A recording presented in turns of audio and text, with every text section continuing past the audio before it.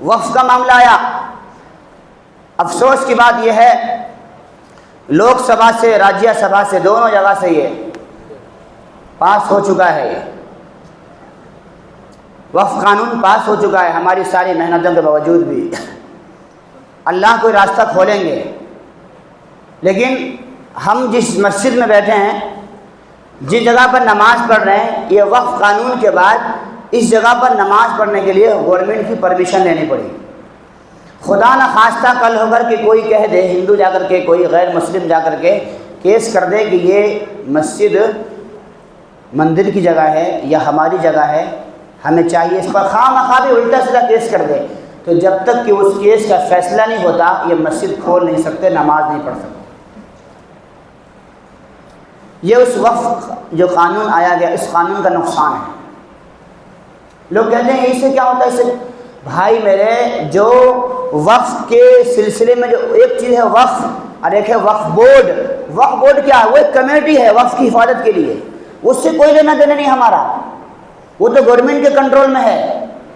اس سے مسلمانوں کا کوئی تعلق نہیں ہے، وہ صرف کنٹرول کرنے کے لیے ایک کمیٹی سمجھو، جیسے مسجد کی کمیٹی ہے ویسے ہی بورڈ ایک کمیٹی ہے۔ وہ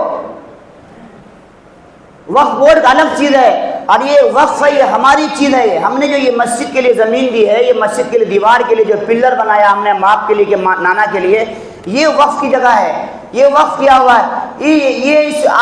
آپ کے پیسے دیے ہوئے، آپ کے پیسوں سے خریدی ہوئی زمین، آپ کے نانا دادا کے نام سے صدقہ کیا ہوا کی ہوئی جگہ ہے نا، اس پر بھی نماز پڑھنے کے لیے آپ کو گورنمنٹ کی پرمیشن لینی پڑے گی۔ کل قبرستان میں دفن کرنے کے لیے جائیں گے تو قبرستان پر گارڈ ملے گا، پولیس ملے گی، تو آپ کو پرمیشن لانی پڑے گی کہ میرے وہاں پر والد کو دفن کرنا ہے یا میرے بیٹے کو دفن کرنا ہے، وہ جگہ ہے، وہ جگہ کے لیے آپ کو گورنمنٹ کو پیسے دینے پڑ سکتے ہیں، کچھ بھی ہو سکتا ہے۔ یہ خریدا ہم نے اپنے پیسوں سے، یہ صورتحال ہوگی۔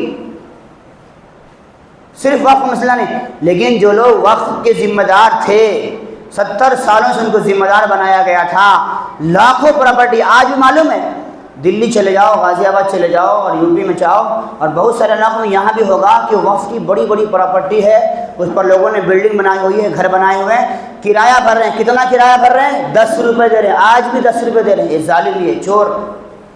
یہ نتیجہ کیا ہوا کہ ان لوگوں نے 70 سال گزرے نا، جن لوگوں کو کمیٹی بنائی گئی تھی، ذمہ دار بنایا گیا تھا، انہوں نے کتنے کالج کھولے اسکول میں، اسکول کالج کتنے کھولے، کتنے بچوں کے لیے مدرسے کھولے، کتنی آپ مسلم ہاسٹل کھولے۔ یہ ساری جو مسلم ہاسٹل نظر آ رہی ہے وقف بورڈ کے لوگوں نے نہیں کھولا، یہ تو کوئی ایک اللہ کا بندہ جو ہے نا حوالے کر کے چلا گیا، قوم کے لیے وقف کر کے چلا گیا، نہیں تو یہ بھی نہیں ہوتا تھے ہمارے پاس۔ تو چونکہ ہم خود نہیں کرتے ہیں کچھ بھی، تو نتیجہ یہ ہوتا ہے کہ لوگ دوسرے لوگ ہم پر حاوی ہوتے ہیں۔